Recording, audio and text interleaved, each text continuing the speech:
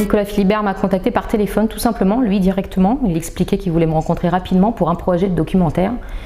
Ce qui m'a plu, c'est que c'était pas un projet abouti. Donc en fait, on a beaucoup échangé sur voilà, ce qu'il avait envie de montrer et la façon dont il filmait. La vie des étudiants, la rencontre avec les étudiants, c'était vraiment ça qui l'animait. Et puis il a fait le lien avec une hospitalisation récente bon, voilà, qui l'avait beaucoup, je pense, touché, puisqu'il avait été particulièrement bien soigné par les infirmières. Donc tout d'un coup, ça lui donnait envie aussi d'aller voir un peu du côté de la formation sur ce métier. La co-construction me paraissait essentielle, c'est-à-dire de ne pas arriver avec un projet ficelé où il voulait à tout prix démontrer quelque chose. Et puis il venait sans a priori, donc il avait tout à apprendre. Et ça m'intéressait beaucoup. Il était avide, hein, il était curieux d'apprendre ce qu'on apprenait aux futurs infirmiers. Ça m'a plu, et puis c'est une aventure extraordinaire. Ça met en lumière, bien sûr, l'Institut de formation, la fondation, mais également le travail invisible de l'équipe pédagogique. C'était assez lourd parce qu'il a filmé pendant des mois, hein, sur des périodes où les étudiants étaient là tous les jours. Et j'ai souvenir notamment du mois de janvier 2017, c'était compliqué. Pourtant, c'est vrai que l'équipe de Nicolas Philibert a tout fait pour vraiment se fondre dans l'Institut, sans déranger le fonctionnement, sans déroger les validations. On avait posé des règles en amont. Ça a demandé beaucoup d'engagement de l'équipe, aussi des formateurs pour le briefer sur les séquences pédagogiques qui sont intéressantes à voir, sur la programmation des cours, la planification, etc. Alors il a été beaucoup dans la communication, hein, sur aussi ne pas obliger les étudiants qui ne voulaient pas être filmés. D'emblée, je pense que ça a mis en confiance les étudiants. Il a beaucoup d'empathie aussi, hein. Il a aussi réussi vraiment à se faire oublier le plus souvent possible. Et ça s'est plutôt bien passé. L'avant-première était pour nous, donc c'était très agréable. Donc c'était la surprise totale, et donc il y avait toute l'équipe de l'Institut qui était invitée, ainsi que tous les étudiants. Donc une salle pleine au cinéma Méliès à Montreuil. Oui, bah, les étudiants étaient très contents, très émus. J'en voyais beaucoup avec les yeux rouges à la sortie de la projection. Ils ont le sentiment que c'était juste.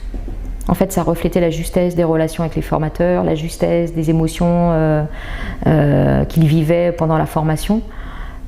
Donc oui, il est très bien passé au niveau des étudiants. Oui.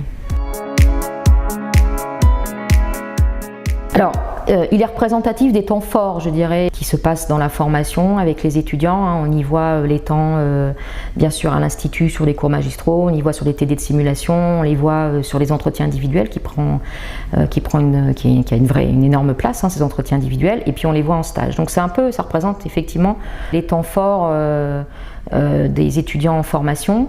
Après, bien sûr, ça ne reflète pas l'exhaustivité des activités d'accompagnement des étudiants, et de toute façon, ce n'était pas le but, hein, puisqu'il y a plein de TD simulation, des ateliers de développement personnel, des TD avec d'autres écoles, interfilières.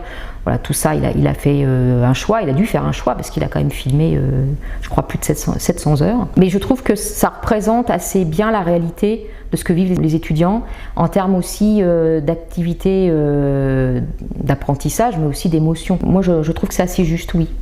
On n'est pas dans le trop, on est vraiment dans ce qui se passe ici en formation, que ça soit à l'Institut, encore une fois, paramédical et social de la Fondation Croix-Saint-Simon, ou que ce soit dans n'importe quel institut de formation.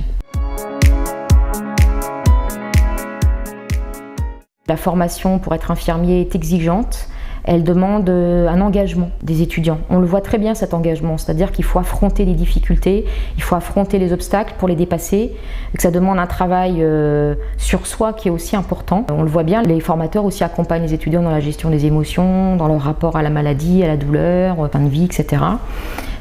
Et ça, c'est quelque chose qu'on n'apprend pas tellement à l'école, dans la vie. Ça demande vraiment un accompagnement par un tiers, hein, par un formateur expérimenté. Donc pour ceux qui ne sont pas du milieu, je pense que ça montre quand même l'exigence de la formation. Qu'il faut avoir certes des connaissances, mais qu'il faut les mobiliser assez vite, mais pas que, hein, qu'il y a aussi bien sûr de la gestuelle, de l'attitude, de la posture, la gestion du stress, et tout ça, je trouve qu'on le voit assez bien dans le film. ça met en lumière l'Institut de formation et la Fondation, donc ça c'est plutôt gratifiant. Hein. Donc voilà, pour l'Institut c'est très bien, mais pour la formation infirmière et le milieu professionnel, l'environnement professionnel, je pense qu'il arrive à point nommé avec les enjeux aujourd'hui de l'universitarisation. C'est montrer à quel point cet accompagnement de proximité, il est nécessaire, il est fondamental dans l'apprentissage du métier.